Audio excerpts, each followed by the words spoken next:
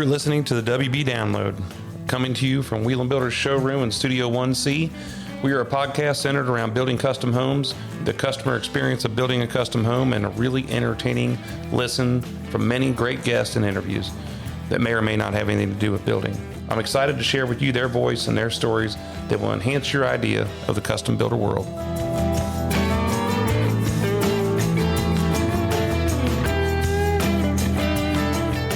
Well, hello again, everybody. It's Jeff Wheeland here with Wheel & Builders on the WB Download. Today is Tuesday, September 24th. Thank you again for everybody for joining and listening in once again this week. We got a really cool guest this week. She's been a friend of mine for a while because we've been doing business together for so long. Her name is Michelle Sloan, and she's a realtor here in Southwest Ohio.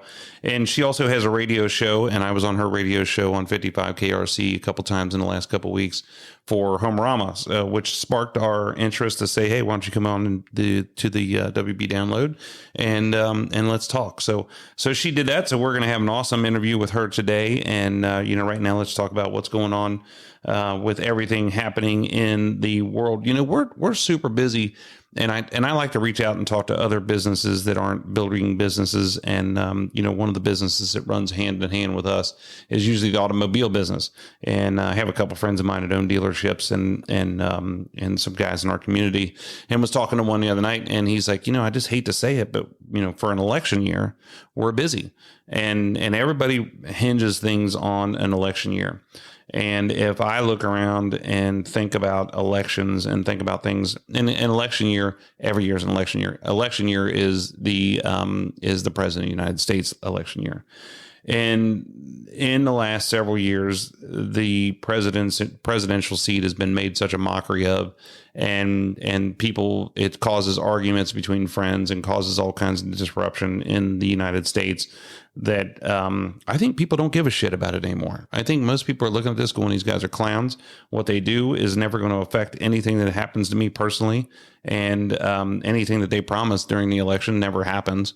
And so what are we so worried about? Business owners, and I'm talking about big business owners and anybody who's had to struggle through tough times and through the recession and through other things and through a daily basis, you're going to get up and go to work. And you're going to put your head down and you're going to go to work every single day. And I'm not sure if the election year is going to affect it. Now, it might turn some things up down if they start taxing us to death. Yeah, that's going to be miserable for us and for the consumer, which is something the government never realized, is the consumer pays for everything.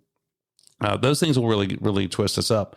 But other than that, we're all in control of the United States, the general public and business owners. We are in control of what happens. And so we're really busy. Other people are busy and it feels good. And I think this has nothing to do with any kind of president that was in office or anything like that. This has to do with everybody working hard and providing for them families and for their employees. So it's really good. Sorry, that was a bit of a rant because I'm so tired of listening to it. But that everything's going good. We got our Builder 20 trip coming up to Golden, Colorado, going out to see my friend Dan Geis, who is no stranger to the WB Download. And I'm always looking forward to these meetings. We have 2 meetings a year. We go to whoever is hosting the meeting, and we get to meet with the guys. And we've talked a lot about Builder 20 on here. So anything that's happening with and anywhere else, my dad had a back surgery here last week, and it was pretty anytime you do back surgery is pretty major. So he's struggling a little bit to get going, but the pain that he had is relieved, and now he's in kind of rehabilitation. So he's working through that. So if you could think about him, that'd be great. On the farm, we had our last calf a week and a half ago, I guess it was. And we were waiting for a while for this one. So he finally came. So to wrap up the fall calving season, we had 5 bulls and 1 heifer, and which means we're going to have a lot of freezer beef coming up in about 2 years. And so that'll be good for everybody that's always asking me about it. It's super dry.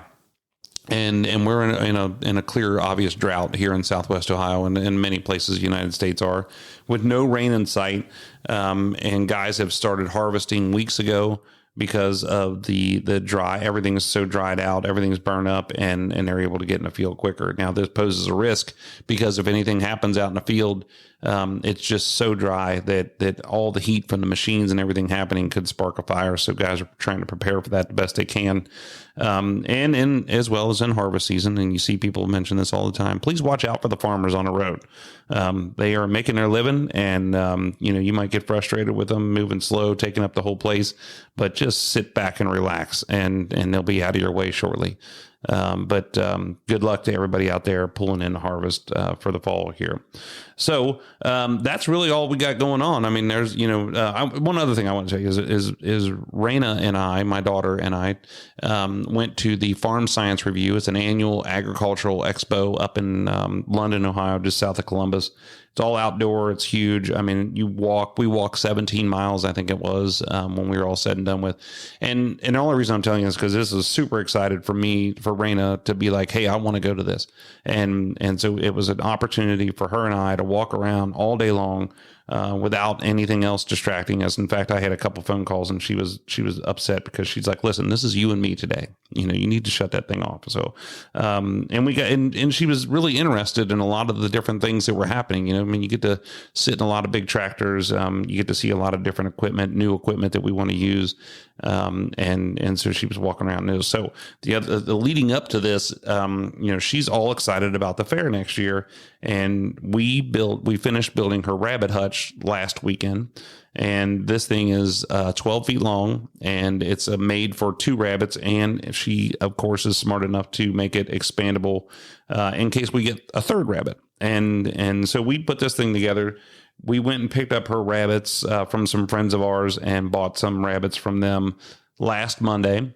And now she's a farmer. And she's super excited about being a rabbit farmer and showing her rabbits. She's down there in the morning and at night, loving on them and making sure that they're fed and taking care of them.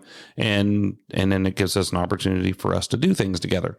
And I think it's really, really important. If there's any advice that my dad ever gave me about raising a daughter, is that, and like all kids, they need their dad. They need their mom. They need their dad. But a daughter needs a dad. And I hope that I'm living up to that. So it's been a special time here for us, carrying on. And that's it. That's what's happening here at Whelen Builders in Southwest Ohio. Lots of good stuff happening. I'm really, really fortunate with this team. I'm really fortunate with everything that's coming out of Homerama, with all of our customers that we have going on right now. It's just a blessing. So, I don't know, we could probably make a whole episode about this, but what attributes that? Is it the market? Is it, just the way things happen to be now? All of these people we've been talking to have got land. Is it because we're doing things right? What is it? Is it because we have awesome marketing going on? What is it that drives this? And I think it's all of the above. I mean, I think it's really all of the above. It's the team that we have. It's with Leanne marketing. It's with Alicia just doing a tremendous job following up with these people.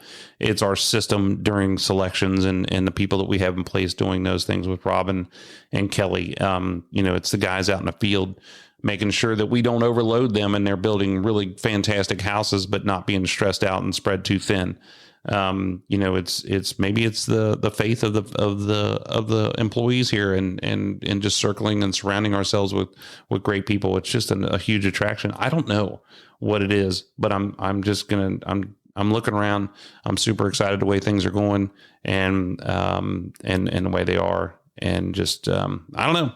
Thank God every day that we are able to do this. So let's roll into our interview with Michelle Sloan. Michelle, like I said, Michelle is a realtor here in Southwest Ohio.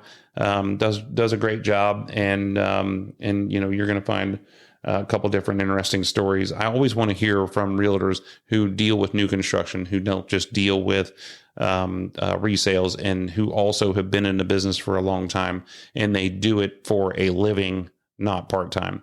The other interesting thing about Michelle is her husband, Scott Sloan, is a radio show host on 700 WLW, and super, again, if I say super one more time in this show, I think I'm just going to knock myself out, but he's an awesome guy. Just great. And it's cool to listen to him on the radio because he really just lays it out there. And so we talk about him a little bit today on this episode. So everybody, if you will, please welcome Michelle Sloan to the WB Download.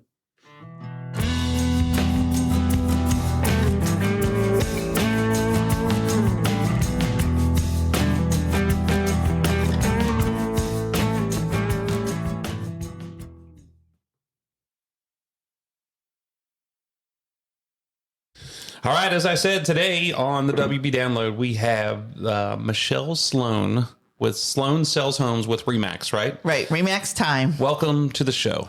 Thank you. I mean, I know you're not used to radio. You're not used to all this glitz and glamour. Oh my gosh, I'm so nervous. Yeah, so I bet you are. So Michelle is a realtor here in Southwest Ohio, as we had mentioned. But she, the cool thing about her, she also has her own radio station on 55 KRC.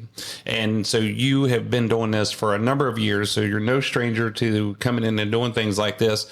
But, you and I, we've done some things together in the last 15, 20 years. Absolutely. You're an excellent realtor, and we have a lot of different conversations around many different things. So yes. So that's why I thought it was important for you and I to be on here together. So welcome. Thank you. Thank you. No, this is going to be fun. It'll be a little bit different, a little bit longer form, because when you're on my show on 55 KRC on Sundays at 4:00, the Sloan Sells Homes open house. And I've been doing that radio show for 8 years. Oh, wow.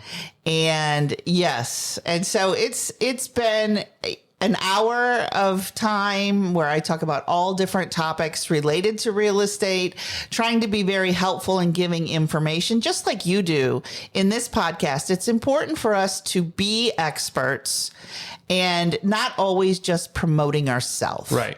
And that's really how I feel about when I'm doing a show like this. It's not about me. I'm just kind of the mouthpiece. I'm the reporter, as it were, and I'm doing the research, and I want to help people understand our business and our industry. I would agree. So how did you get started on the radio? I mean, like, you don't just walk into, were they ever down on Frogs Mountain? I'm not sure, but I mean, how do you get started in? I mean, that's a pretty big deal to be on 55.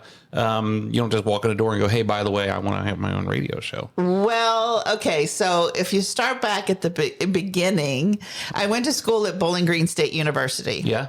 I was in broadcast journalism at the time. Okay. And so I met my husband, Scott Sloan, who's on 700 WLW now. Oh. We had a dual broadcasting career. I was in TV news for the first, and this is going to help. If you start adding numbers up, you're going to figure out how ancient I am.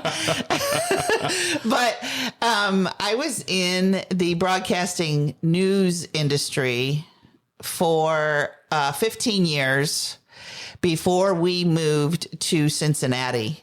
And so when we moved to Cincinnati, I had young children at the time, stayed home a little bit, didn't get back into TV news, and was looking for a new career. So really, when I got into real estate in 2005, it was a new career for me.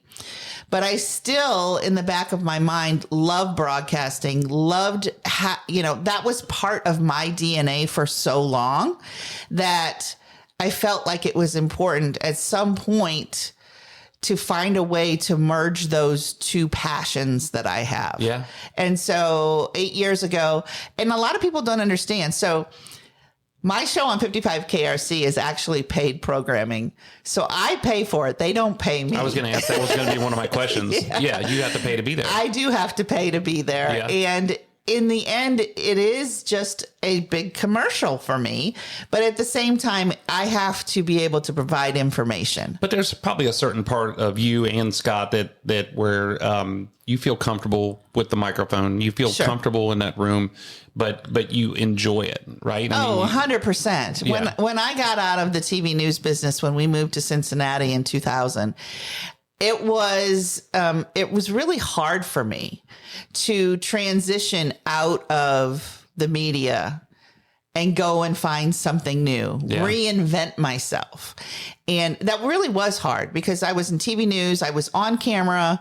I did producing. I always loved doing research for stories.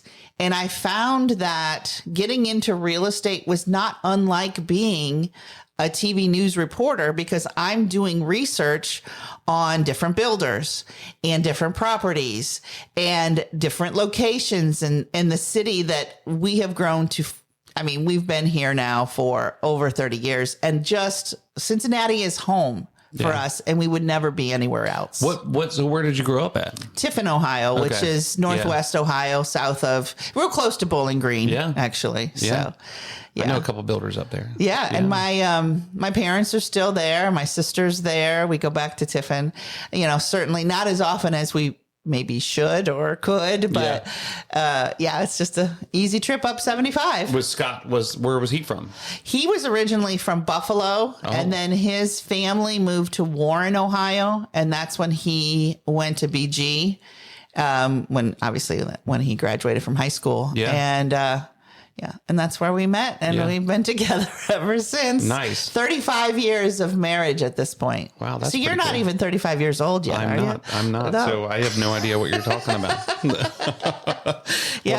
We're old, but we've been able to stick together in the broadcasting business. So we went and just as just a little history part. I don't know.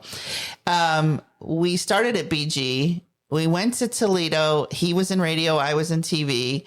We went to Milwaukee, Wisconsin. He was in radio. I was in TV.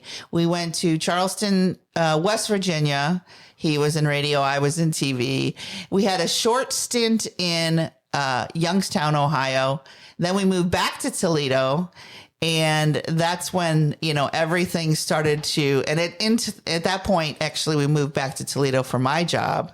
Because in the radio industry and TV business, for the most part, there's a lot of hopping around to try to get to the better job, the next city, whatever. And when we got to Cincinnati and Scott got the job at 700 WLW, it was like, okay, we're home. I have a small young family to take care of. That was important to me and to our family. And then I knew I couldn't stay at home forever. Yeah.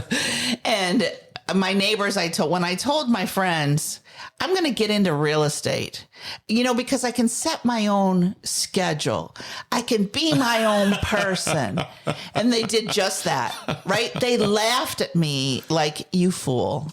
You are going to jump in with both feet. I'm a workaholic at heart. You have to be in this business. Yep. You're a workaholic. You have a hard time, not thinking about it day and night and dreaming about what we do every single day. Right. So it's really been an amazing 20 years for me in this business of real estate. And I've been able to merge my two passions for the last 10 years or more. So that's really cool. Very, very cool. That's really cool. I heard that. I think Howard Stern was talking about that one day on the radio about, I don't know if he was talking about himself or talking about another radio personality, how many times people move and you're moving just for this moving here, and you'll move 30 times but then people only remember you because you were that staple like with Scott being at 700. Exactly. Yeah. Now he does still have some fans that remembered him from Toledo because it's so close and they can hear him from WLW on the radio still in Toledo a little bit. But it's been a fun ride so far. We're not done yet. I always, I feel bad for Scott because you and I are killing it on these huge national broadcasts and he's over there stuck at WLW. I mean, he's never, he couldn't add up to the WB download, something like that. But so one of the things, here's my last question about Scott is does he ever, I mean, when you're on 700 with I always wondered this about Willie and a couple of those guys. I mean, do you ever have to worry about getting threatened or somebody like you said something or on the radio where it just pissed everybody off and they were coming after you? Not for me. There was a time where Scott was saying some things that did get under the skin of some people and he received some threats. Nothing recent. And it's always, I guess, maybe in the very, very far back of our mind that he is a public person. Yeah. I don't think I am, but I guess by association. And when we're out, we're living our life, right? We're just living our best life, and we go out to dinner and we do things that are just, I guess, normal people will do. Right. And it's funny because people will recognize him, sometimes not because of his face, since he's on the radio, but they'll go, you can see their head tilt like a dog. When they hear his voice. When they hear his voice, they go, I know that voice from somewhere. And so every once in a while, because I'm on his show every Thursday at 10:30 as well. And we talk about being married for 35 years, which is a treat. We don't take each other very seriously, which I think is the secret. If you're ever looking for the secret to a long, happy marriage, is don't take each other too darn seriously. You can love each other. You don't always have to like each other. We say that a lot. And the people absolutely love, I think more than us talking about real estate, they absolutely love when we fight because that's called real life. Right. And that's not planned. You know, at a certain point when I was on the radio with him, I would get nervous because I know the number of people who are actually listening is just crazy. And so I would get nervous. But now we are so comfortable with just doing it. As long as I don't swear, then Right. You're allowed to cuss on this show, but I don't encourage it. But I probably won't. When the headphones go on and the microphone is on, I try really, really hard not to swear. I just, I remember that because early when I was a lot younger and I first started sharing Homerama, and I would go around to the local TV shows and radio shows, and I'd be doing all these different interviews. And when I think 700 was down in Mount Adams, right? And they were. They had security out there, and I had to be like checked in and parked in a certain spot. And that's one of the things that. And they do have secure. I mean, they have it's the building and their location is pretty secure. You have to, you can't just walk in the door. Yeah. Absolutely. Right. And so, yeah. So let's talk about real estate. Okay, let's right? do. Let's talk about real estate. Yeah, let's do it. So we're just coming off of our Homerama show. So you and I both did your radio show there during the show, before the show, and during the show. What were let's find out. What were your thoughts about the show? I thought it was a great show. I'll be honest. Having just 6 homes, and I may be the minority, but I think 6 homes is a sweet spot because you can really take your time in the properties. You can look at them and not forget what you saw. Yeah. Because even when I'm showing properties to someone, if I'm looking at more than 3 or 4 homes at a time with a client, they forget, okay, which one was that? And which one had the dog shower in the laundry room, or was that one in the garage? So it's really hard. And I think a few of the homes, I think there were 2 standouts in the show. Yours was one of them, of course. I have to say that. No, but it's true. But a few of them were safe and they felt similar in some way, if that makes sense. Yeah. Because and especially for us, when I look at homes every day, all week, many times a week, and I've seen homes that are 100 years old and the new construction. I love looking at new construction. I feel like it's the Super Bowl for real estate agents. I suppose you think about that too as builders. It's like your Super Bowl. But I just love it. And I love to see the details that are being added that are fresh and new, or there's something that is coming back around, like pocket doors. I love a pocket door. I'm a pocket door girl. But the old school houses that are really, really old, they used to have pocket doors going a lot of times between like the dining room and the family room or something like that. I love a good pocket door, but and just seeing the different fixtures and staying on top of everything. That's what I love about Homerama is you're a showcase. You're showcasing your talents. And at the same time, I'm learning and continuing to grow as a real estate agent and a broker to know what is hot right now. And I'm a very traditional person at the same time. So being a traditional, knowing that fads will come and go, the grays on grays on grays will go. Yeah. But the very traditional types of decor and floor plans are going to always be popular. Sure. I think that 10 houses are somewhere floating around there. I mean, if we could get back to the 18 to 20 and do 2-day passes and make an atmosphere where people could spend, make more of a trip out of it than just a couple hours. I always like that. The reason why I think there's more than 6 is because we had 21,000 people come through the show. And when you get some of those days where they're on from 4 to 9 o'clock at night, there's almost 900 and something people coming through there. It's jam packed. I can see where that's really too much. Really tight. And then on the weekends, you get 2,000 people a day and they're coming through there and it just gets really jam packed. And I'd like to spread it out a little bit more so people could do exactly what you're talking about. Spend time in the houses and walk through and enjoy it. And I also feel like we need this show as far as an industry, as far as real estate agents, as far as builders, and as far as all the trade partners and everybody, because you need something like this to bring everybody together, to put pride on it, to have a day like we have with realtors where, everybody can come out and see each other and talk and mingle. You guys all get to see each other. It's just a kind of a thing. It's like, annual Home Builders Association show. I mean, all of these different things, they all come together and bring this people together. So as a realtor, what do you love about the real estate business? For me, a person with ADD, I love that it's different every day. Certainly you're always problem solving. And I think that's also part of who I am. I'm a problem solver. And so I love the challenge of working with different people from all different races, religions, everything. I mean, it's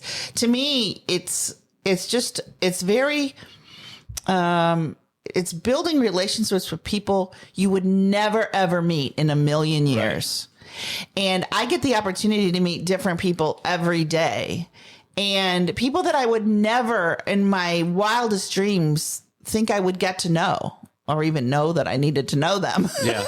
And we become friends, or at least we become more than just, it's more that to me, it is personal. It's more than just I'm doing a job for you, because I take my business extremely personally. I know that you do that too. I do not. Yes, you do. You do. We take it personally because there's no other way to take it. It's not just business. Right. When somebody tells me it's just business, you're just collecting a paycheck, that couldn't make me more upset. Yeah, I feel the same way. When people say it's just business, they're usually telling you something that they're trying to tell themselves something. They're not trying to tell you something. Mm-hmm. I agree too. I love. I don't know if it's just the age that I'm at, but I grew up out in a rural area. I went to college at a school that's an agricultural school. We were all, for the most part, farmers, and so it was always like you're in this like-minded area, and I always didn't realize it, but you enjoy talking to people who aren't like you, and they're completely different, and you get to learn different things that different people do. We were sitting down at the ball game one night, and this guy sitting next to me said he was getting ready to move to California because, because he was this neurologist guy. He was really cool, and it was super cool to talk to him because he's like, "There's not enough diversity in where I'm at right now. I want my kids to grow up knowing a bunch of different people." And he was going down this list, and I'm listening to him, and I'm like, "Man, that is really cool." Where I think years ago I probably have been like, "You're an idiot." I mean, you're not like me, I mean, absolutely. But you start to learn as you get older. And I feel the same way about politics. I feel the same way about religion. It's an engaging conversation as long as you're having a conversation and not an argument. Correct. 100%. Yeah. Well, I grew up in Tiffin, Ohio. It couldn't have been more white bread. I went to a Catholic high school, Catholic grade school. We had 100 people in my graduating class. We all looked exactly alike. Yeah. And, we had the same religion. We grew up the same, again, in a really small town. So over the course of since I left and I had all these experiences in college and beyond in all of the cities, I've learned to appreciate the differences in people and getting to know them and being open-minded in a way that, for the first, 12, 15, 18 years of my life, I'd never had. Yeah. So, I do love it. So as a realtor, you have a license. And, I do. And one of the things that happens in the building industry is that since 1974, they've been talking about licensing builders. Mm-hmm. And we think it's the dumbest thing in the world. And the reason why we think it's the dumbest thing in the world is because what difference is it going to make? We have a building code, which basically we have a speed limit. We have to follow it. Yep. And then it's like, in a Drees company, who's going to hold the license? Is David going to hold the license? Right. What does that mean? Because there's hundreds and hundreds of people out there building those houses that don't have a license. Same thing with me. If I carry the license, does my brother need to have a license? Does everybody need to have a license? So that's one thing. But do you feel like if there's what's to stop somebody from going out and just start selling houses?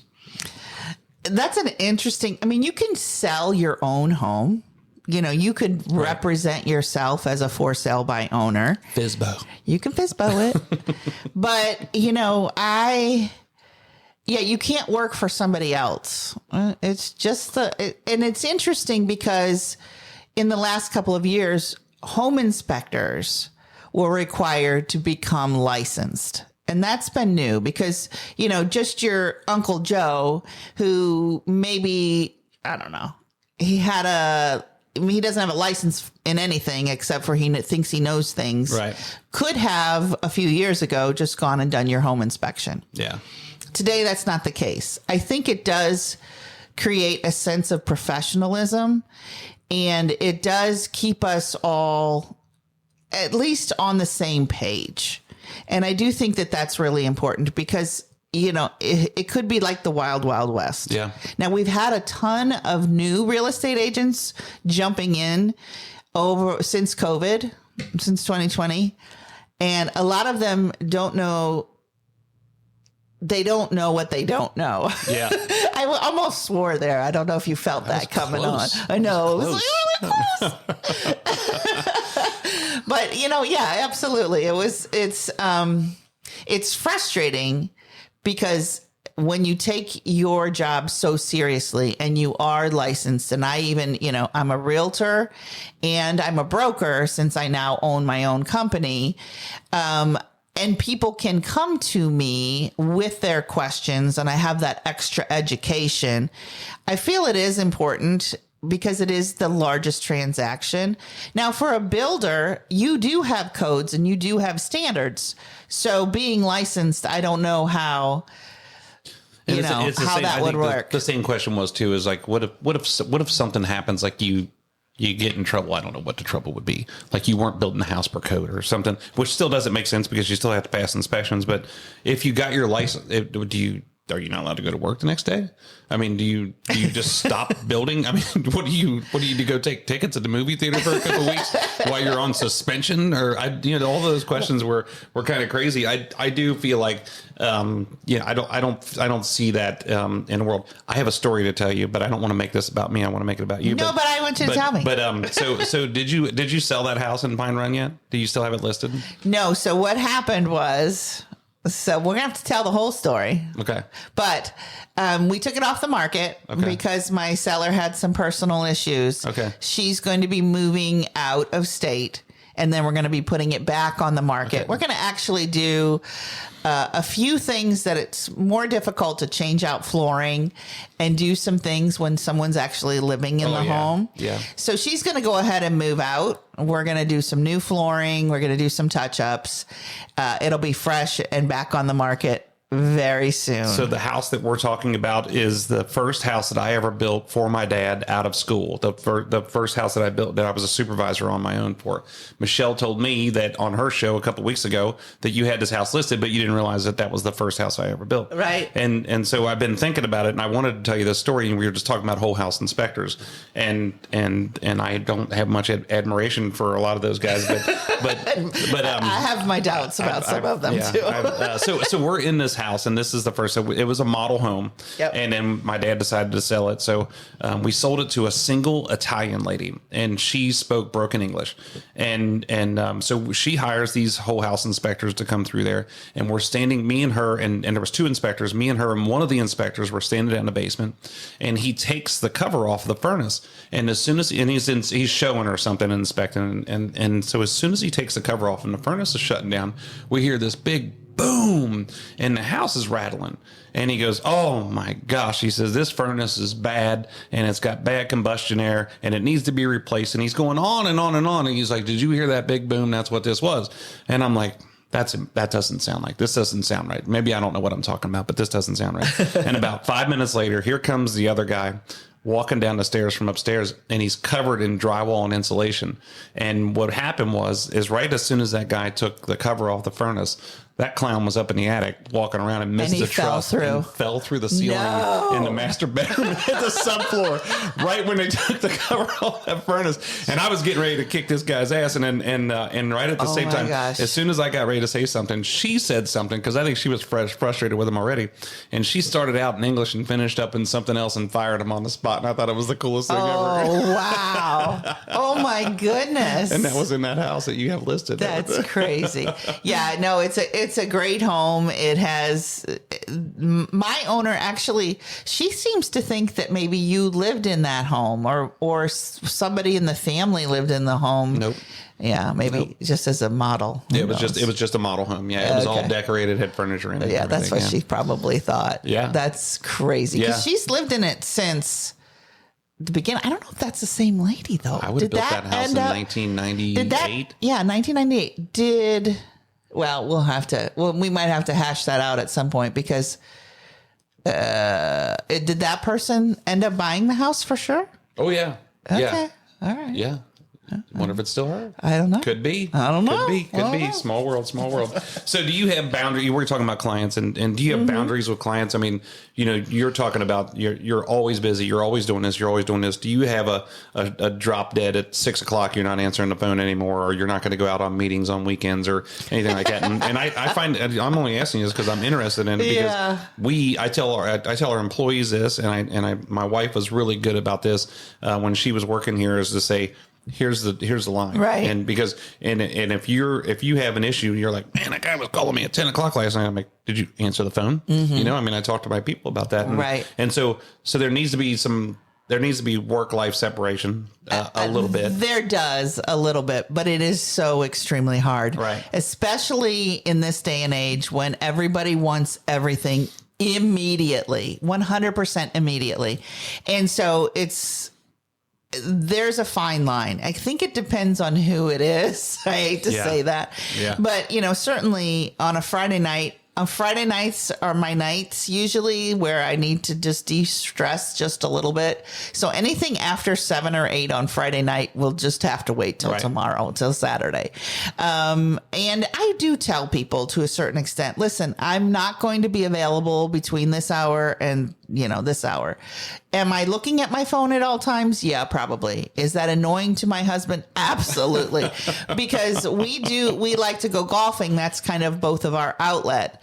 But if I'm on the phone on the golf course, he has threatened many, many times to take that phone and throw it in a lake. Yeah. Because it's frustrating, because it's a huge distraction. And I guess people don't understand, or at the very least don't care. Yeah. That it is your job. It is a major part of your life, but you have a life as well. Right. You have a family. And so the work-life balance has always been a struggle for me as someone who feels like if I don't answer that text within 2 minutes, I don't know, somebody's going to fall through a ceiling or something. I feel the same way. I think that as you get older, you learn. I mean, you've been doing this for a long time. You learn. When you're younger, you're like, no, I got to get to it. I got to do this. I got to do this. Right. And a lot. And we've had people that want to meet in the evening or meet on the weekends, and we're just like, no, we don't do that, for one. But for two, if you can't meet in normal business hours now, we need so much time from you. Oh, you do. You Right. need so much time from you. And if you think that you're going to come in and do selection meetings at night, or you're going to do them on the weekends, no way. You gotta be able to do them in normal times. And whether that people like that or not, that's the truth. Right. And I don't want Robin here at 9, 10 o'clock at night. She's got kids. She's got a life, you know. Yeah, absolutely. And it is important. I agree. Yeah, I know. People can wear you out. I mean, I remember one time I had a meeting with some people, and again, I was younger, and the meeting was, they set the meeting for 7. And when they got to the office, I could smell food on them. And I'm like, and I said, hey, how's it going? Were you guys working late? And they're like, oh no, we went to dinner. And I'm like, are you kidding me? And I'm sitting there waiting on you, and you guys are out fine dining while I'm sitting over here waiting on you. And then I think that was kind of like a aha moment where I'm like, I'm not doing this anymore. That's crazy. Right. So, well, and again, it's respect for your time, your expertise.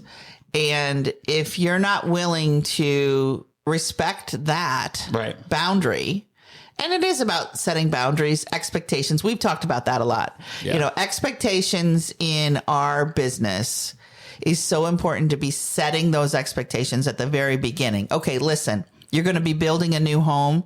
This is going to take a lot of time and energy.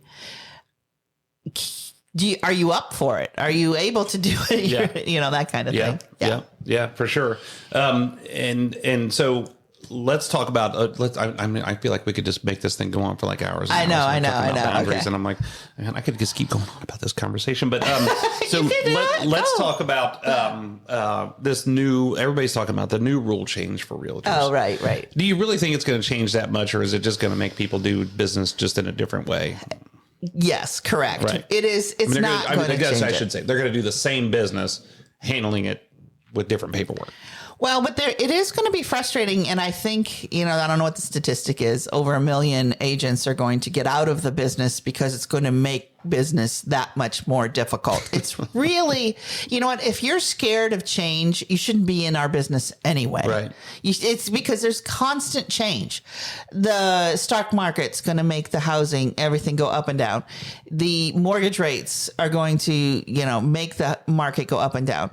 The number of new homes being built, everything's going to change. During the Great Recession, and, your business changed. You didn't build as many homes then as you do today. Your business has changed. You've grown and adapted. And so with these new rules, and I'll explain it a little bit, the biggest change that I think buyers are going to see is that I cannot show a home to a buyer unless we have a signed agreement. And that agreement really states how I'm compensated as your agent. Because a lot of people didn't realize ultimately the buyer always pays. Ultimately, the buyer That's a great point. always pays. But Such a great point. in the real estate industry, we have always said, oh, yeah, buyers, don't worry about paying my commission because the seller's going to do it. Right.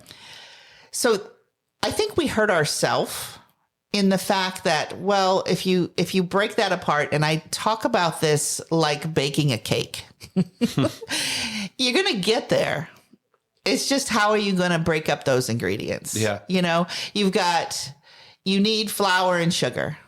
All right. So you've got a buyer, a seller, you have an agent on both sides, let's say. And in the end, a buyer is going to buy the home for the amount that the seller's willing to accept. And right now, the way it's been for a long time, the seller already has in their mind the total amount of compensation that they're willing to take. So we always do a net proceeds sheet with our sellers. So here's what your price is going to be. This is how much compensation is going to be. It's going to be broken down between a buyer and seller's agent. And this is your net, Mr. and Mrs. Seller. Are you okay with that? Yeah. And they're like, yeah, okay, that's perfect. But if the buyer doesn't come and give you that price, the seller's probably not going to take your offer. And so therefore, the buyer's paying ultimately for the house and the commission and the fees and everything that's on top of it. They're just mortgaging it all. Right. And now, and I think this is where the confusion is, because it's been in the news that sellers do not have to pay a buyer's agent. If a seller decides, and they can, not to pay a commission or compensation to a buyer's agent, then the buyer would be on the hook to pay that out of their own pocket. So they are going to have to come up with their closing costs. They're going to have to come up with whatever they need, their down payment to actually go forward and buy that home. But then if they have to spend an extra $5,000, $6,000, $7,000, $10,000 on top of that, they may not be able to buy that home. Right. So if you go back and say, okay, Mr. Seller, will you pay the compensation for the buyer's agent? And that gets you to a price that you are comfortable with. And the buyer's like, okay, that works because I don't have to bring it out of my own pocket. Again, it's to me, there's a lot of words to say nothing's changing. Right. That's what I feel. And the biggest thing is, buyers, you're going to sign an agreement with your agent to say that you are responsible to pay this compensation if a seller doesn't pay it for you. Right. And we have found just in the last few months, probably 9 out of 10 times or 8 out of 10 times, the seller's paying all of it or most of it. Oh, wow. Really? Yeah. Wow. Yeah. So we've seen a little bit, and buyers are having to bring a little extra. On both sides, like a new construction and resale? Now, new construction, I haven't run into that yet. Okay. So I'm interested in talking to you. I know that a lot of new construction, Yeah. a lot of builders, let's call them production builders, Yeah. are just offering a flat fee to Yeah. agents who bring them a buyer. Yep. And the flat fee is, in one instance, a lot lower than any percentage. Right. But here, yeah. It's a lot. I mean, it's almost a slap in the face in my opinion. And we as agents, not because we don't want the best for you or for our clients, but if that builder is, picking and choosing how they're going to pay and how much they're going to pay, and if they're cutting there, where else are they cutting? Yeah. Does that make sense? It does in some sense, but I think that the end goal here is to take care of your customer. Mm-hmm. You're providing a service. Absolutely. The builder's providing a service. The reseller, the seller of the home is providing a product. And all of our goals is to get these people to a clean, easy process, closing, 1,000%. buy it, Yes. right? And then when we've always handled this, so I'll just give you our example. I can't really speak on a lot of other Right. things, but we've always handled it as a custom builder.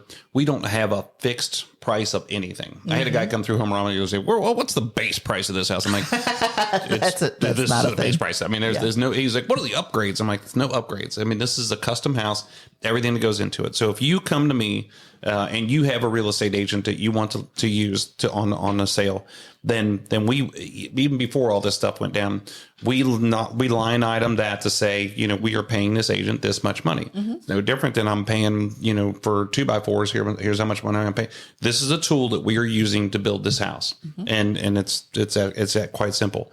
Now, people always think that we have commission already figured in. I'm like, no, we are a cost plus builder. We show you the cost sheet. You see all the things that go into it. On what we're talking, you and I are talking about more of like a production style house, right? When they have the XYZ plan, and it's $500,000 to start with. Yes, they probably have commission of some sort figured in there, and that's what people base it on. And now what's happening is that if I come to you with an agent, then as a builder, I technically can say you are responsible for paying your agent. And on our side, we are responsible for nothing, or our salesperson, whatever we may do. Right. And again, if the buyer would come and say to that builder, hey, will you cover my agent's cost on me? And this is part of the negotiation. Then that's up to the builder. I mean, it is. It's up to the builder. It's always up to the seller. Again, if you're going to have someone who's nickel and diming, again, if I have a home, and this is for resale, if I have a home for sale for $500,000 and you bring me, another agent brings me a buyer and offers $400,000, I can see the seller saying, well, I'm not paying compensation because it doesn't make sense for me. Right. And in your world, I get, and a lot, we've always been taught, and you can tell me if this is even true or not. You build in a certain percentage in marketing because you want me to know you and know your product. You want me, I hope, as a realtor, to bring my clients to you so that you have a shot at closing them. And sometimes, I'll just say, go talk to Jeff Wieland. He's awesome. He'll build you a solid house. He'll be fair. And, I can pretty much, other than a few times, let you do your job and know that my client's going to be taken care of, because ultimately the reason why I'm part of that process is I'm introducing you and giving you the opportunity to win that business that you would have never had otherwise. Right. Right. Probably. And so I also, for me, I like to be more of I'm there to give advice and information, but I'm not here to tell you how to do your job. Exactly. And I know there are some agents who love to probably tell you how to do your job. I don't know any of them, but I'm pretty sure you do. No, but see, for me, and I know my role, and that's where I feel like boundaries, as we talked about. Yep. Some people don't know their role. Now, I've done several different custom home builds with clients. Some of them want my help every step of the way. They want me to be there during selections. I really don't want to be there during selections because I'm not building my house. I want you to build the house that you want. Yeah. But some people are so indecisive. So they want what do you think, Michelle? And I'm fine with that. I will be as involved as my client wants me to be. But at the same time, I have to respect the builder and what they do every day, Yeah. And I will always look at, okay, if you're going to be building a home and you want something that's so wacky, I don't know what could be wacky, but I'm sure you've seen some things. And I'm like, are you ever going to sell this house? Because I'm not sure that that's going to work in the grand scheme of things, because I'm always you're drilled down on what they want. I'm always looking at the big picture because someday I hope I will be able to resell that property. Exactly. So we have different roles. Yeah. And the biggest role, and I think the relationship between a builder and a real estate agent, it can be very complementary, but it also can be very combative. And, we've always been said that, in case you run into a problem with your builder, you will have someone to represent you to help you work through it. Yeah. And again, I don't know how you feel about that because, again, for me, it's okay. Let's just say settling of the ground around your home after it's built is normal. Yeah. But if a client that we both work together with says, oh my gosh, this house is falling in. Everything's, it's this major catastrophe. And it's not, because it's normal. Yeah. It happens. It helps to listen to it from somebody besides the builder. Correct. Because it's just like you go into mom or dad, and they tell you something, but I don't believe you because you suck. But I'm going to go listen to somebody else, my friend or whatever. Yeah. And, they said it, so it must be true. Right. Oh, yeah. We've listened to that before. My brother's buddy shoots pool on Thursday night with a guy who's related to a guy who's a heating and air conditioning contractor. Oh. But so yeah, I think that I forget all the time that not everybody's like me and you, as far as in business, true. You know what I mean? Like where we have a belief that we're going to do this. And so the reason why there's building codes, the reason why there's real estate agents, the reason why there's lawyers, the reason why there's all these different people and things put in place. And the reason why there's laws is because somebody stepped out of bounds at some point and needed to be brought back in. And I get that. And not everybody does business the same way as somebody who we believe would do a good job, right, Exactly. And so yeah, I think that if an agent comes in and they got their dukes up and they're ready to shine, then we're probably going to be more like, hey, listen, we've got this, you know, trust me, sit in a few meetings. Let's see how this goes. But other agents like you say, hey, I'm sending you somebody. Good. We've got you registered. Don't worry about it. We're going to move on. We've got that relationship. And if they want me during the process, I'm going to be there. Right. You know, if they want me to do the walkthrough, hey, listen, if I'm going to do like a drywall walkthrough or something with you, or a pre-construction walkthrough, I don't know what the heck all of that is and means. I may be able to say, this doesn't look right. Yep. But at the same time, you know, the expert's going to be there to say, yeah, that's how it's done. Yeah, for sure. So what do you think? I mean, we could talk about trends and all sorts of different things. I mean, I don't see. Everybody's always talking to me about trends. Everybody's talking to me about what's cool, what's new, what's hot. Because it's fun, it's different. I get it, but I'm always like, man, I feel stupid because I'm like, I don't know. I mean, I don't really have a trend in mind. But then I look around. You have lots of trends. Oh my gosh, yeah, we have a million of them. Yes. But I mean, is it new to me? No, I'm like, this isn't a trend. This isn't cool. This is something we do every single day, but it's new to somebody else, and everybody wants to know. So I think it's funny in our Humrama house. Our sink was on the exterior wall, and the back wall had a huge window on it, and that was our inspiration point where we started designing that house. And it also had this huge dining room in there. Yes. And people always say to me, you know, what's a trend? What's a trend? I'm like, well, all the sinks are in the island, and we don't have dining rooms anymore. And then we build that house out there, and it's got everything. Room. So that's kind of trendy, but you know, colors kind of come and go. You know, but one of the guys said in a panel out there at Humrama one day that he hates white cabinets and just wish that it would just go away. And I think my wife feels the same way. She just is like, man, this white cabinet. Every time you turn around, it's a white cabinet. But I mean, I always say this too. In 1996 or 7, we put white melamine cabinets in my mom and dad's house when we were building it in Pine Run, or when they were building it, and that was 27 years ago, and so it's not gone anywhere. And there's been, I think it's beautiful still to this day because we do so many different things with the shape and the style of the cabinet, and we're putting accent pieces that come with it. So the countertops have changed, the style, the material, everything's changed. So it's not, the white cabinets might be here to stay, but there's so many other things that we're doing around it. I don't know if you see that. No, well, so it's interesting that you talk about the white cabinets because there was a time in the last 20 years, and I can't pinpoint it, but I remember, I don't know, it was just the number of buyers or the buyers that I was working with, like, I do not want white cabinets in the kitchen. They were like so adamant against it. And I tried to sell a few homes with white cabinets, and the buyers were coming in going, I am so sick of white cabinets. I can't stand it. It was probably at least 10 or 15 years ago. Right. I don't know. Yeah. But now today, again, I feel like the white cabinets are 100% classic and timeless.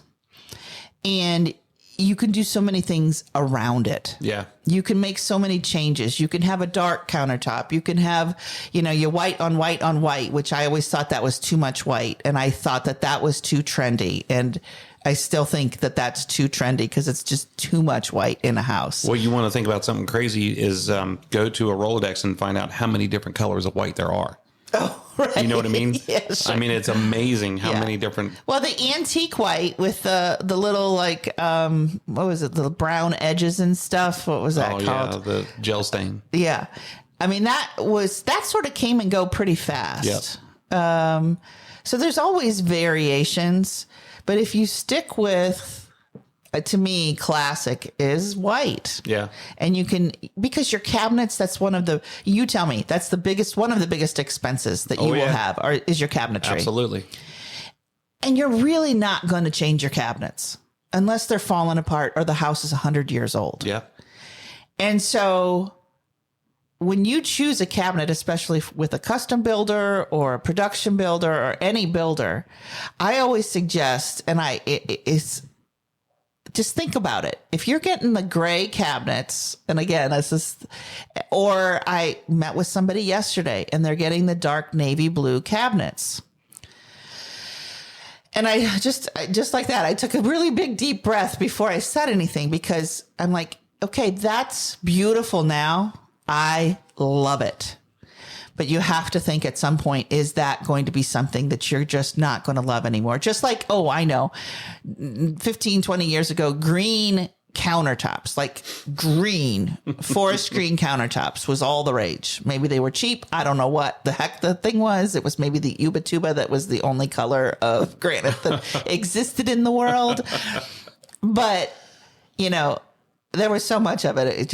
It became awful quickly. Well, I think, and back then when we were talking about, you know, neighborhood houses and stuff that you're building, and those guys try to keep up with the trends on a less expensive level, and then it just gets into a disaster. But when we were building some neighborhood houses years ago, 20 years ago, oak was the base simple. Absolutely. Oak was the base simple. And then maple, of course, was like, you know, the grand, and cherry was the ultimate. And so it was, you know, a couple years ago, we took down like, I don't know how many, 65 or 70 cherry trees off our farm because the leaves have a cyanide in them and they can't be around animals, which is crazy. Mm-hmm. So I'm like, oh man, I'm talking to my tree guy. I'm like, we're going to get a ton of money for this. And he goes, nobody wants this shit anymore. I'm like, really? And I'm like, what are you talking about? No, cherry cabinets. No, cherry's nothing. It's too dark. Nobody wants it. Nobody wants it. Too much of a variance. And resale is terrible. So many cherry cabinets are being painted white. But then you think about, so then I think about this year in our Homerama house, and think about so many of the other houses we've built, is white oak is the one of the most finest materials that you can use. Same thing with the trees. I mean, you're going to get a lot of money for those trees, but white oak is on our stairs, on our floors, on our hoods, on our countertops, on our beams. Everywhere we go is white oak. And a couple reasons for this. One, it's everything used to be red oak because it was cheap. It was there. It was whatever. But we were doing darker stains. And now we want wood grains with lighter material to it. So you have to go with the white oak. So it's still there. Mm-hmm. It's just, but it's more expensive. It's higher class. It's just, but it's still present. So, you know, anybody that years ago, now I for sure, for trends, I for sure know that everybody in the world could agree that brass should never come back because gold is something big and everybody looks at it and goes, as long as the brass doesn't come back. And right. Yeah. Oh, I've been fighting. That my whole life. And the new gold, as you call it, the modern gold, the brushed gold or whatever. It is really pretty, but I'm still having a really hard time converting to it in my brain because I'm not a very trendy person. I'm not one that's really I don't subscribe to I've got to change things just for the fact that they need to be changed. Yeah, I don't like that either. And it's interesting because I had a client the other day and he has white appliances, but they have yellowed because they're 20 years old. You know, the handles are all yellow and they look beautiful, nasty. Very beautiful. Yeah, no, not really. But I'm like, could you consider, you know, maybe doing a stainless steel or something like that? He goes, why? And he was from like the old country of somewhere, Italy or someplace. And he goes, they still work. That would be such a waste. Yeah. And I appreciate that. I appreciated what he said. Visually, they're not as nice as they could be. Yeah. And so that's where I struggle is like, do I try to convince my clients to buy new just for the sake of buying new, but it will increase their value. It can increase how much I can help them get for their home. But then at the same time, it's like, okay, they're still working. I can't fight them on that. Right. Yeah, they're fine. They should be fine. Don't worry about it. So we've talked about a lot of different things. One of the things that I was thinking about is when you were talking about helping your customers, and we get bankers in here all the time. Yeah. And we don't handle the banking. And they still want to come in, and which is fine because one of them brings us ice cream all the time. But I like that. Can you introduce me to that person? I'm like, hey, we'd love to talk to you. But so, do you help people? Do you sit down with them when you're talking about doing your sheet in the beginning to say here's everything? Do you direct them as far as financing? Are you helping them understand what payments are going to be? Are you going that deep into the woods as a real estate agent? Not as much. when we recommend, just like when we recommend home inspectors, we have to recommend more than one. When we recommend lenders, we have to always recommend more than one. And honestly, in the building industry, if you're a production builder, you have a lender, a preferred lender that you want to use or you want your clients to use. Is that in the best interest of the clients? Not always. Yeah. And then with a custom builder, it depends on how you, and this is what I try to explain to people, do you need to get a loan so that there's a draw on it? Every time that the builder needs some money or some cash at different points of the process.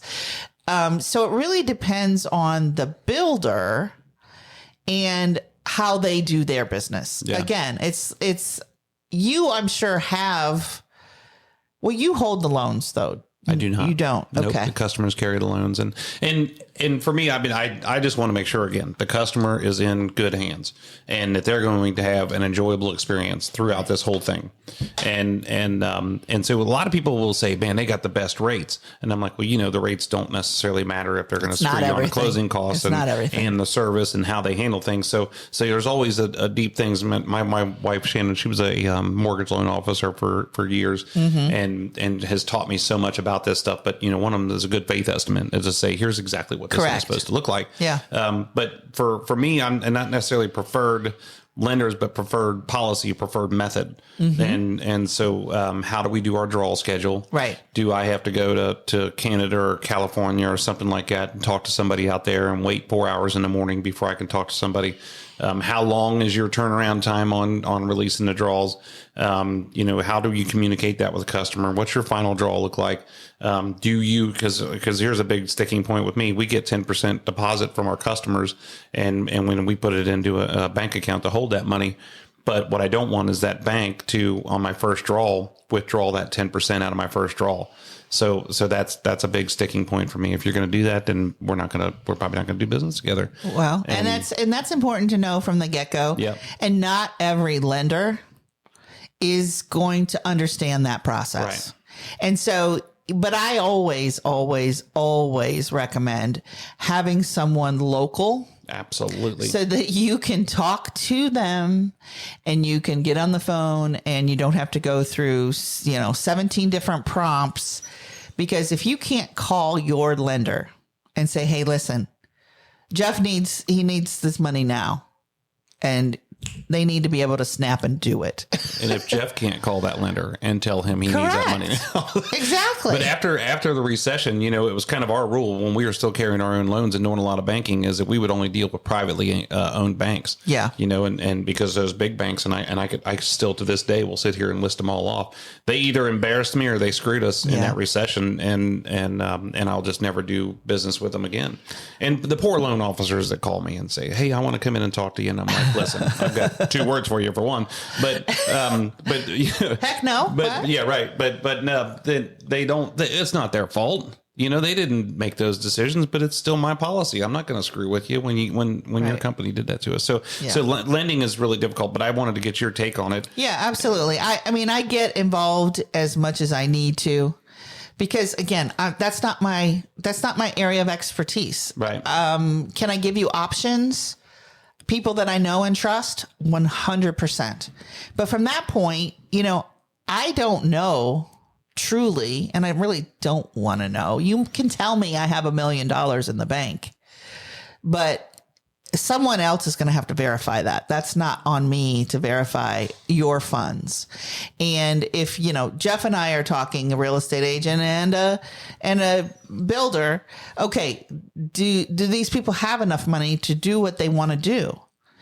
Again, we're going to need that third person. That's how we're baking the cake. Yeah. We need that lender most likely to do their job. Yeah. And if they don't, then we all look bad and lose sleep, and nobody likes that. Well, I've told you this before, and everybody in the world's heard me say this over and over again, but we need 3 things from our customer. It's time, passion, and money.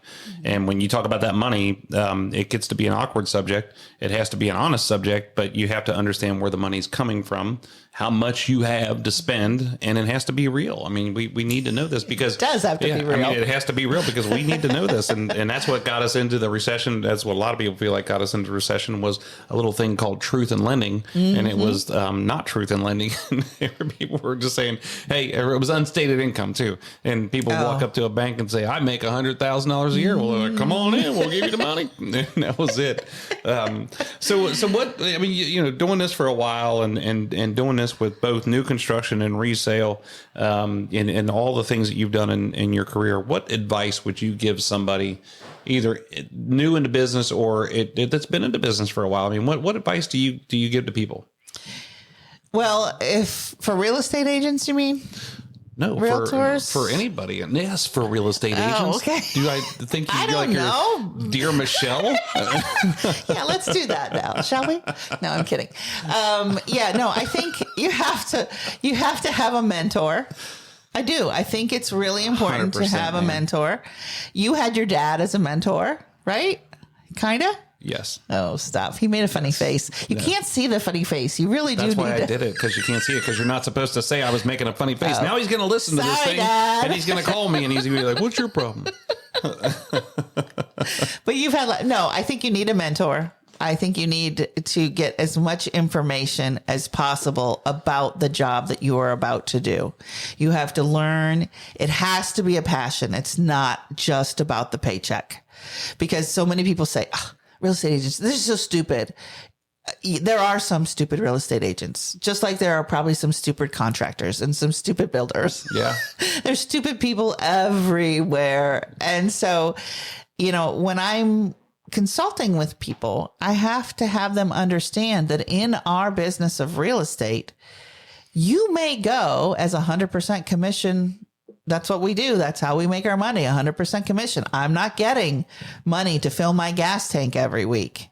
I work as hard as I want to and need to in order to make the amount of money that I need for me personally. Right. So it's always personal. In my office, I have agents who are part-time, who really, it's just something extra for them to do. And their goal is maybe to sell 3 or 4 homes a year. But then I have the ballers are like, I want to sell 50 homes a year. How can we do that? So again, you have to identify what your goals are. And that's where I tell people, listen, you have to have realistic expectations about this business. It is not easy.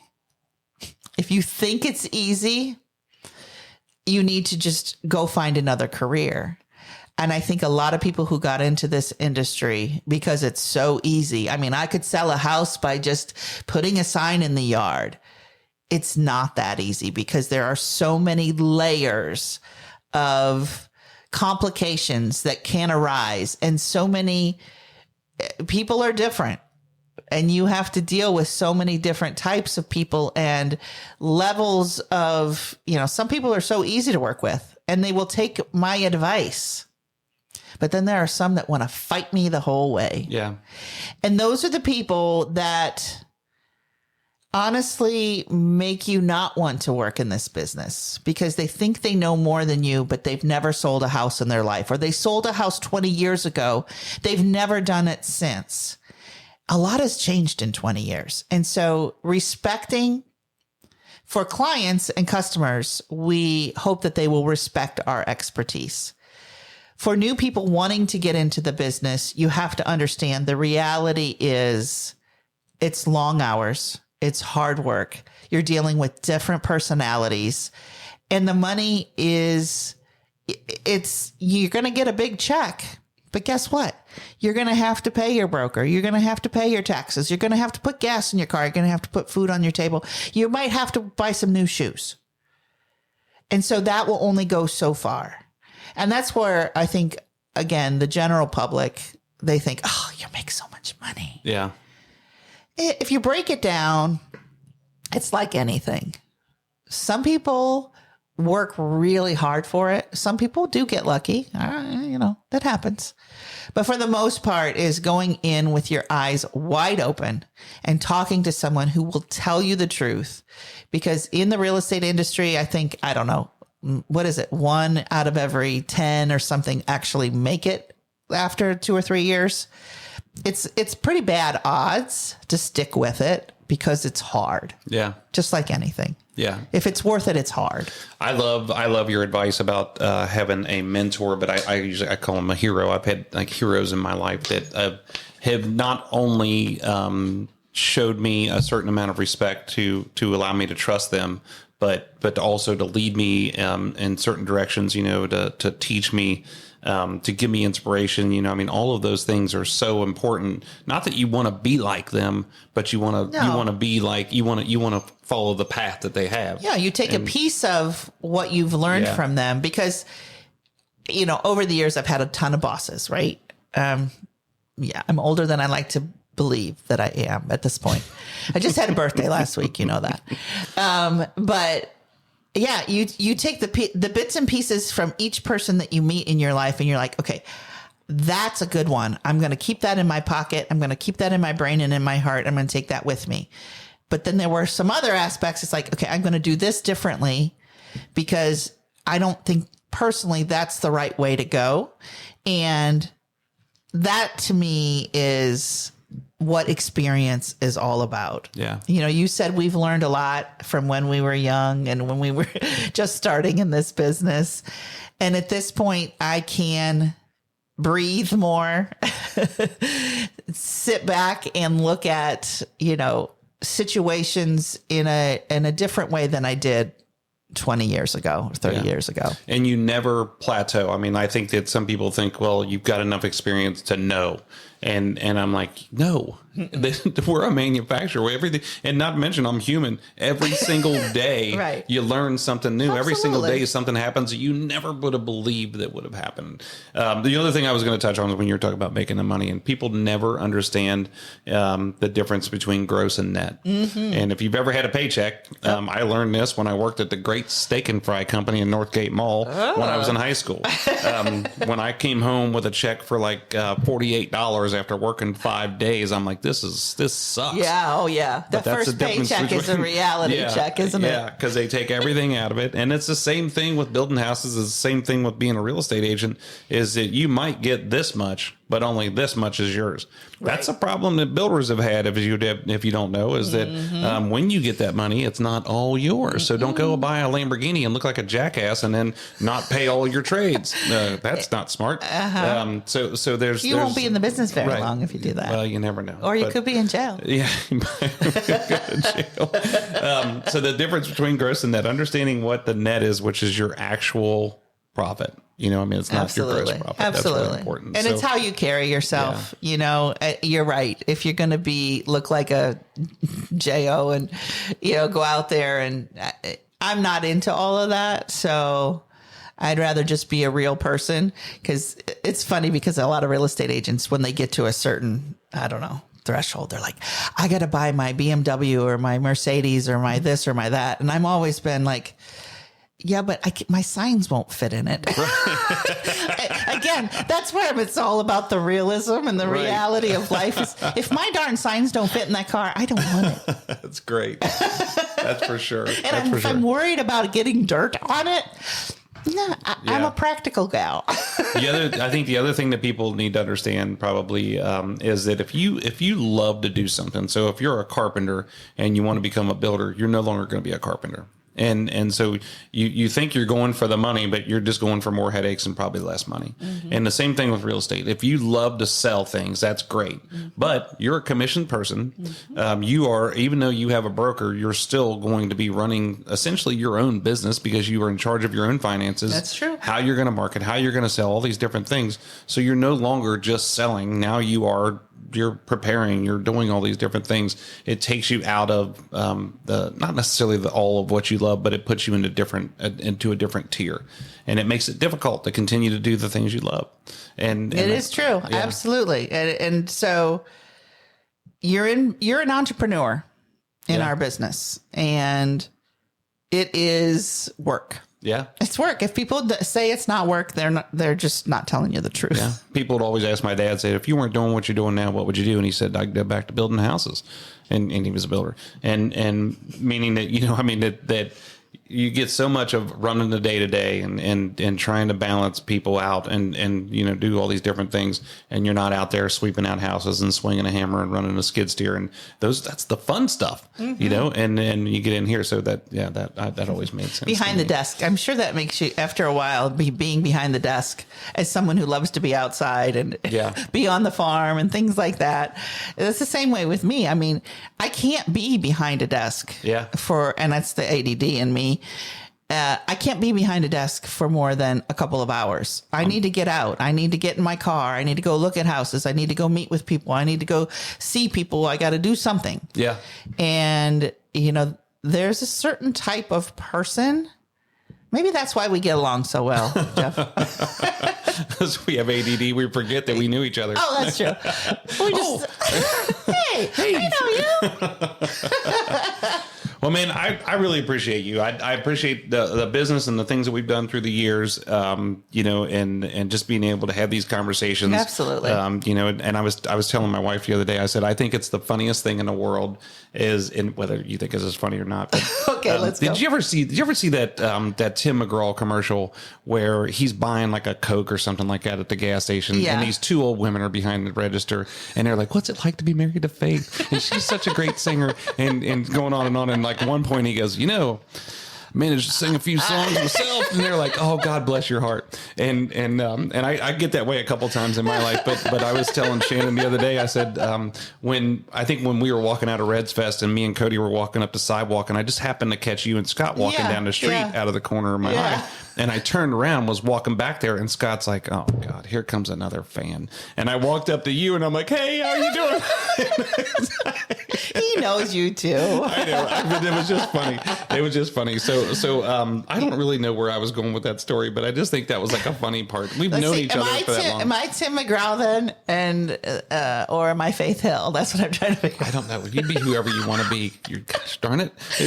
I'm just Michelle Sloan. I was walking out of those the other day, and this lady was talking to me about Home Rama, and she's like, "You always building Home Rama?" And I'm like, "Yeah," and she asked me, I had this tape measure in my hand. She goes, "Well, what do you do with that?" And I'm like explaining to the lady that works at Lowe's what I do with the tape measure. It was a special tape measure. Oh, okay. And so she's talking to me about Home Rama. I measure things. And she said, as I'm walking away, I said, "I'll bring you some tickets if you want to go to the show." And she's a little old lady that works there. Yeah. And as I'm getting further away from her, she goes, "Hey," and she said, "Does such and such builder still building that show?" And I said, "Yeah," and I'm not going to mention their name on here. Okay. And I said, "They do." And she goes, "Now they build really nice houses."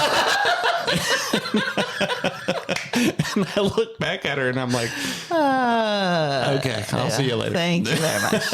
Those tickets, you just keep waiting. They're in the mail. I forgot to go. Anyway, I really appreciate all of that. The relationship. I appreciate always being able to talk back and forth and see each other and get to know you and Scott. Sometimes it's not often enough, but that's just the way life is. It goes in. It does go in spurts. Yeah, we've talked to each other 3 weeks in a row now. I know, and I haven't seen you in like 5 years. Right? So Right. So Merry Christmas and have a good life, and I'll catch up with you. So hey, again, if there's anything else you'd like to add, is there anything you'd like to say? No, I appreciate it. I can full and wholeheartedly say that Wheeling Builders builds an excellent home. Since 1999, the one that I'm selling currently. That's right. On Flagstone, actually, and beyond, but the quality is important, and the family and how you guys do your business, I think, is really special. And I wholly and full-heartedly recommend you to any of my clients who are looking, because it's not going to be every client. Yeah. But I fully can recommend you and your company as someone that they should talk to 100%. Well, and we feel the same way about you. So thank you. I really appreciate that. I always appreciated that about you, but I think we have the same relationship. Yeah, so exactly. Thank you again. And I just want to say thank you. Michelle Sloan. Yeah. Michelle Sloan's REMAX time. Michelle Sloan sells homes. That's right. Sloan sells homes. I can use that for my throat exercises when I'm getting ready to you announce have to games. take it really quietly. Sloan sells homes. That's right. With REMAX time. That's Michelle right. Sloan, REMAX time. Thank you again for being here.